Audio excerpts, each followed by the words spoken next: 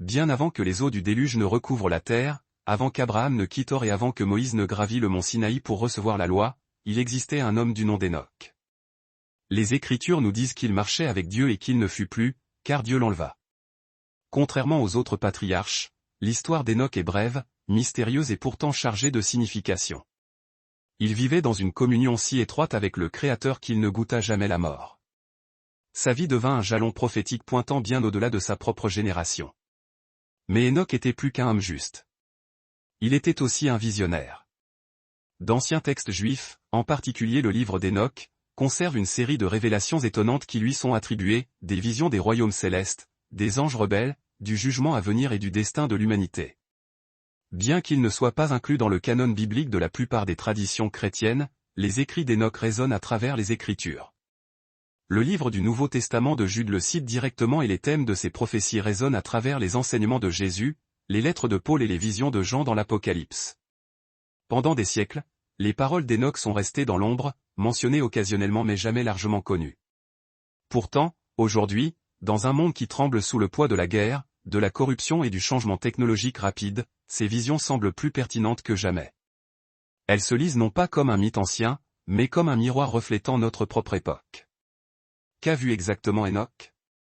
Et pourquoi tant de gens croient-ils que ces prophéties se réalisent sous nos yeux? Cette vidéo explore cette prophétie clé d'Hénoch. Des prophéties qui s'étendent de l'aube des temps au renouveau final de la création. Ensemble, elles forment une tapisserie d'avertissement, d'espoir et de rédemption ultime. Prophétie 1, la venue du Seigneur avec ses saints. La toute première prophétie enregistrée d'Hénoch prépare le terrain pour tout ce qui suit. Dans Hénoch 1h9, nous lisons, « Voici, il arrivera avec 10 000 de ses saints pour exercer le jugement sur tous et pour détruire les impies et pour convaincre toute chair de leurs actes impies. » Cette vision est si frappante que Jude 1, 14-15 la cite plus tard presque mot pour mot. Hénoch a prévu non seulement la première venue du Messie dans l'humilité, mais aussi sa seconde venue dans la gloire. L'image n'est pas celle d'une apparition tranquille, mais celle d'une procession royale. Christ ne revient pas seul. Il vient avec une armée vêtue de blanc, comme le décrit l'Apocalypse 19. Les armées du ciel, vêtues de lin fin, blanc et pur, le suivaient sur des chevaux blancs. Qu'est-ce que cela signifie pour nous aujourd'hui? Jésus lui-même a averti dans Matthieu 24 que son retour se produirait à une époque ressemblant au jour de Noé, un âge rempli de violence, de corruption et de moquerie de la vérité divine. Lorsque nous regardons le paysage mondial, les parallèles sont difficiles à ignorer. Des guerres éclatent sur tous les continents, les catastrophes naturelles augmentent en fréquence et la décadence morale est célébrée plutôt que déplorée. La prophétie soulève également un profond mystère, qui sont les saints qui l'accompagnent? Le mot grec agio peut signifier à la fois ange et croyant sanctifié. Cela pourrait-il signifier que non seulement les armées angéliques, mais aussi les rachetés, ceux qui sont morts en Christ, reviendront avec lui? Paul fait allusion à cela dans 1 Thessaloniciens 3h13 où il parle de Christ venant avec tous ses saints. Si tel est le cas, cette vision ne concerne pas seulement le jugement. Il s'agit aussi d'une promesse. Une promesse que ceux qui persévèrent partageront son triomphe.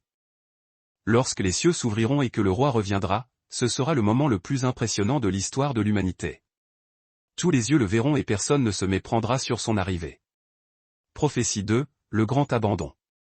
Hénoch a également prévu une réalité plus sombre. Pas seulement la rébellion des méchants, mais une perte de foi glaçante parmi les justes eux-mêmes. Dans Hénoch 91, 7, nous lisons, « En cette génération, le cœur des saints se détournera de la sagesse, et en elle les pécheurs augmenteront, les justes seront jetés à terre et la vérité sera obscurcie. » Des siècles plus tard, Paul a confirmé cela dans 2 Thessaloniciens 2h3. Ce jour ne viendra pas à moins que la rébellion ne vienne en premier. Il a utilisé le mot grec apostasia qui signifie une défection ou un abandon de masse. L'Esprit, écrit Paul dans 1 Timothée 4h1, avertit que dans les derniers jours, beaucoup s'éloigneront de la foi, prêtant attention à des esprits séducteurs et à des doctrines de démons. Regardez autour de vous aujourd'hui et la prophétie résonne avec urgence. En Europe, de grandes cathédrales qui résonnaient autrefois de louanges sont maintenant silencieuses, transformées en musées, en cafés ou en boîtes de nuit. En Amérique, des sondages montrent une augmentation constante du nombre de personnes sans affiliation religieuse, les soi-disant nains, religieuses, spirituelles mais non affiliées. Même au sein des églises, le compromis remplace souvent la conviction. La vérité biblique est remodelée pour s'adapter à la mode culturelle et de nombreux cœurs deviennent tièdes. Jésus lui-même l'a prédit dans Matthieu 24h12. Parce que l'iniquité augmentera, l'amour de beaucoup se refroidira. Apocalypse 3 met en garde contre les croyants qui ne sont ni chauds ni froids, destinés à être rejetés. Il s'agit de plus que de simples statistiques. C'est une dérive spirituelle. Une société où la vérité est relative, la moralité est négociable et le culte de Dieu est remplacé par le culte de soi. C'est la condition même qu'Enoch avait prévue. Pourtant, au milieu de cet abandon, Dieu préserve toujours un reste. Ésaïe 1h9 parle d'un tout petit reste qui empêche la destruction totale. Pourriez-vous faire partie de ce petit nombre de fidèles? L'abandon n'est pas une prophétie pour demain. C'est une réalité qui se déroule maintenant. Et cela met chacun de nous au défi avec une question, allons-nous suivre la vague du compromis ou allons-nous tenir ferme dans la vérité, même lorsque cela nous coûte? Prophétie 3, le retour des connaissances interdites. L'une des visions les plus obsédantes d'Enoch concerne peut-être les veilleurs, des êtres angéliques qui ont quitté leur domaine céleste et ont partagé des secrets interdits avec l'humanité. Enoch 8 les décrit enseignant des charmes, des enchantements, l'astrologie, la métallurgie et même les cosmétiques, des connaissances qui ont conduit à la vanité, à la violence et à la corruption. À première vue, ces enseignements peuvent sembler inoffensifs, voire bénéfiques. Mais Enoch souligne que ces connaissances n'ont pas été données avec la permission de Dieu. C'étaient des connaissances hors de propos. Des connaissances que l'humanité n'était pas prête à manier. Le résultat fut le chaos. Des guerres alimentées par de nouvelles armes, la fierté attisée par la beauté et la richesse, et une société spirale vers la destruction. Considérez maintenant notre monde d'aujourd'hui. Daniel 12h4 a prédit que dans les derniers jours, la connaissance augmenterait. Et en effet, la connaissance explose à un rythme inimaginable il y a à peine un siècle. Certains scientifiques estiment que les connaissances humaines doublent maintenant toutes les 12 heures. Mais avec cette connaissance vient un danger profond. Dans notre propre génération, l'humanité est entrée dans un âge de découverte sans précédent dans le monde. Avec l'essor du génie génétique et des technologies telles que CRISPR, nous avons maintenant la capacité de réécrire le code même de la vie. Ce qui semblait autrefois le domaine exclusif du Créateur, concevant l'ADN, façonnant le plan de chaque être vivant, est devenu un domaine où les mains humaines peuvent modifier, éditer et même créer de nouvelles structures génétiques. Le potentiel de guérison est extraordinaire. Pourtant, le danger d'une mauvaise utilisation est tout aussi grand. Parallèlement à cela, l'intelligence artificielle est apparue comme une force qui apprend, s'adapter, dans certains cas, surpasse les capacités humaines.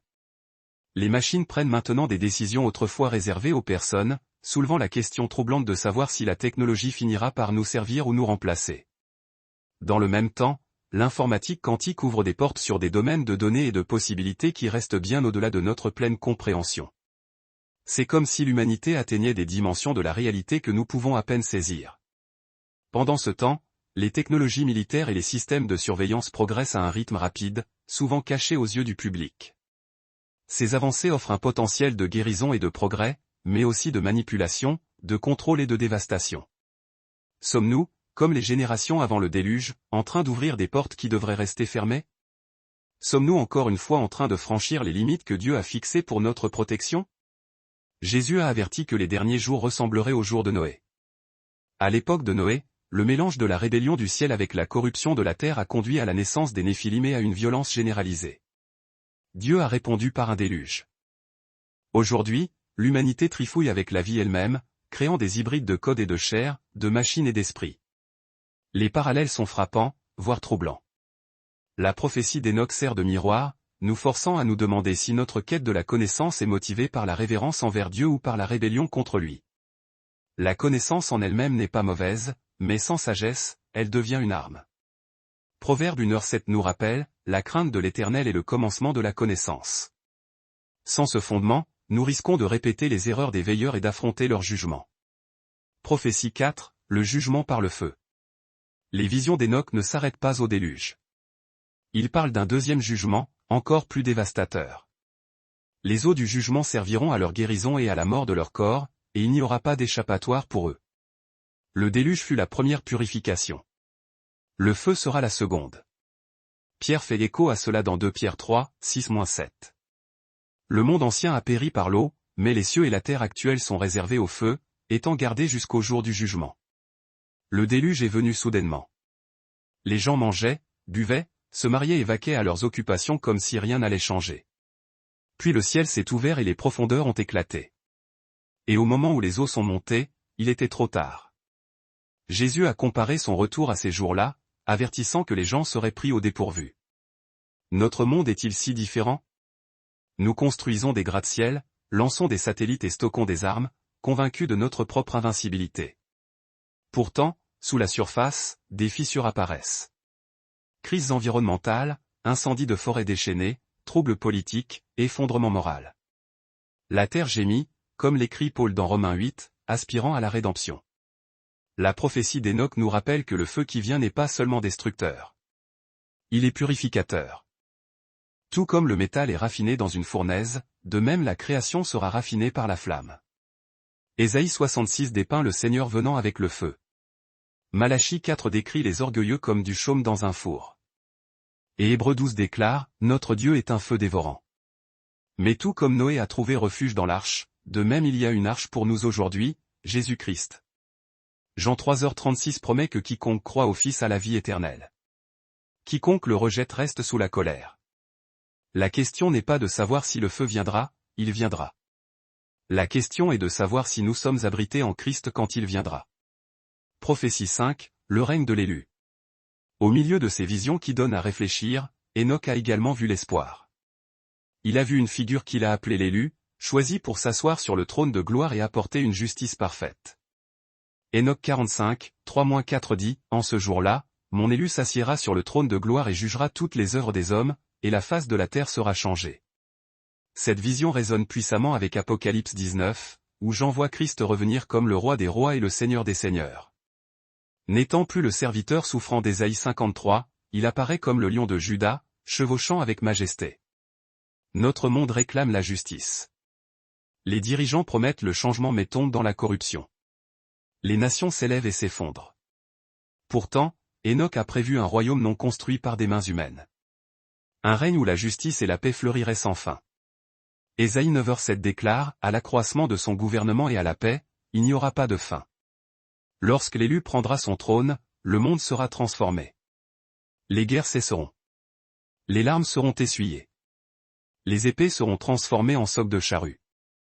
La création elle-même sera renouvelée. Mais ce règne ne vient pas comme un choix démocratique. Il vient par nomination divine. Acte 17h31 déclare que Dieu a fixé un jour où il jugera le monde par l'homme qu'il a ordonné, Jésus-Christ. Pour certains, sa venue signifiera la terreur. Pour d'autres, une joie indicible. Tout genou fléchira, a écrit Paul dans Philippiens 2. Et toute langue confessera que Jésus-Christ est Seigneur. La question n'est pas de savoir si ce règne commencera. La question est de savoir si nous l'accueillerons comme roi ou si nous l'affronterons comme juge. Prophétie 6, le dévoilement des justes cachés. L'une des plus belles prophéties d'Enoch est aussi l'une des plus négligées. Dans Enoch 104, 12, il écrit, « Ne craignez pas, vous les justes, car vos noms ont été écrits devant la gloire du Grand. Les épreuves des méchants prendront fin, et la lumière de la justice brillera sur vous. » C'est une promesse aux fidèles, en particulier à ceux qui travaillent en secret, inaperçus du monde. Jésus a fait écho à cela dans Matthieu 10h26. Rien n'est couvert qui ne sera révélé, ni caché qui ne sera connu. Chaque prière murmurée, chaque acte d'obéissance caché, chaque sacrifice silencieux sera un jour dévoilé. Partout dans le monde, d'innombrables croyants vivent dans l'ombre. Dans les nations où la foi est punissable de mort, les églises souterraines prospèrent. Dans les lieux d'hostilité, les familles risquent tout pour une seule page d'écriture. Dans les sociétés de confort, d'autres endurent tranquillement le ridicule ou l'exclusion pour être restés fermes. Ce sont les cachés, mais pas cachés de Dieu. Malachie 3h17 les appelle ses joyaux, chéris et dont on se souvient. Enoch a prévu le jour où ils brilleraient comme des étoiles. Daniel 12h3 dit, les sages brilleront comme la splendeur du ciel, et ceux qui amènent beaucoup à la justice brilleront comme des étoiles pour toujours. Paul ajoute dans Colossiens 3h4 que lorsque Christ apparaîtra, les croyants apparaîtront avec lui dans la gloire. Ce dévoilement a déjà commencé. Des histoires émergent de pasteurs restant fermes dans des nations hostiles, de congrégations risquant tout, de croyants refusant de se prosterner devant les idoles culturelles. Ce sont des aperçus de ce qui vient. Un dévoilement cosmique attend lorsque la création elle-même sera témoin des vrais enfants de Dieu révélés dans la splendeur. Prophétie 7, le feu du renouveau. Enfin, les visions d'Enoch atteignent leur point culminant avec une prophétie de feu, non pas simplement comme destruction, mais comme renouveau. Enoch 91, 15 parle d'un temps où toute la création sera nettoyée par le feu. Apocalypse 21 fait écho à cela. Puis j'ai vu un nouveau ciel et une nouvelle terre, car le premier ciel et la première terre avaient disparu. Le feu est l'instrument de Dieu, non seulement de jugement, mais de transformation. Malachie 3 le compare au feu d'un raffineur, purifiant l'argent. Par le feu, la corruption est brûlée, ne laissant que ce qui est saint. La création gémit sous son poids actuel, dit Paul dans Romains 8, mais aspire à la liberté. Chaque tremblement de terre, chaque tempête, chaque catastrophe est comme des douleurs d'enfantement nous rappelant que ce monde n'est pas éternel dans sa forme actuelle. Quelque chose de plus grand arrive. Mais le feu ne testera pas seulement la création, il nous testera aussi. Paul écrit dans 1 Corinthiens 3h13 que l'œuvre de chaque personne sera révélée par le feu. Les actes accomplis pour la gloire de Dieu dureront comme de l'or. Les actes accomplis pour soi disparaîtront comme de la balle. Pour les justes, ce feu n'est pas à craindre. C'est la porte d'entrée du renouveau, d'un monde où Dieu lui-même essuie toute larme. Le choix, cependant, est urgent. Serons-nous raffinés par le feu ou consumés par lui? Pierre demande dans 2 Pierre 3, 11-12, « Puisque toutes ces choses doivent être dissoutes, quel genre de personne devriez-vous être dans une vie sainte et pieuse ?» La vision finale d'Enoch n'est pas le désespoir. C'est l'espoir. L'espoir d'un monde refait. L'espoir d'une création embrassée non pas par la destruction mais par la gloire de Dieu. L'espoir d'un nouveau chapitre où la mort n'est plus et où la justice règne à jamais. Les 7 prophéties d'Enoch forment un vaste panorama de l'histoire et du destin. Il a vu le Seigneur revenir avec ses saints. Il a prévu le grand abandon. Il a mis en garde contre la réapparition des connaissances interdites. Il a parlé du jugement par le feu. Il a annoncé le règne de l'élu. Il a promis le dévoilement des justes. Et il a regardé vers une création renouvelée par le feu. Ce ne sont pas des légendes lointaines. Ce sont des marqueurs pointant vers la fin de l'âge. Jésus lui-même a dit à ses disciples de veiller et de prier. Luc 21h36 afin qu'il soit jugé digne d'échapper à ce qui vient et de se tenir devant le Fils de l'homme. Les signes nous entourent. Guerre et bruit de guerre, connaissance qui explose, foi qui décline, persécution qui s'élève, création qui gémit. La question n'est pas de savoir si ces prophéties se réaliseront. La question est de savoir où nous nous tiendrons quand elles se réaliseront. Josué a déclaré il y a longtemps, « Choisissez aujourd'hui qui vous servirait ». Ce choix demeure devant nous. Serons-nous emportés avec un monde qui refuse de se repentir? Où serons-nous trouvés parmi le reste fidèle abrité en Christ? Même lorsque la terre tremble, il y a un refuge. Le psaume 46 nous assure, « Dieu est notre refuge et notre force, un secours très présent dans la détresse. » C'est pourquoi nous ne craindrons pas, même si la terre cède. Les paroles d'Enoch résonnent à travers les millénaires avec une pertinence urgente. Ce ne sont pas seulement des avertissements. Ce sont des invitations. Une invitation à la repentance, une invitation à l'endurance, une invitation à l'espoir. Surtout, une invitation à être prêt pour le roi qui vient.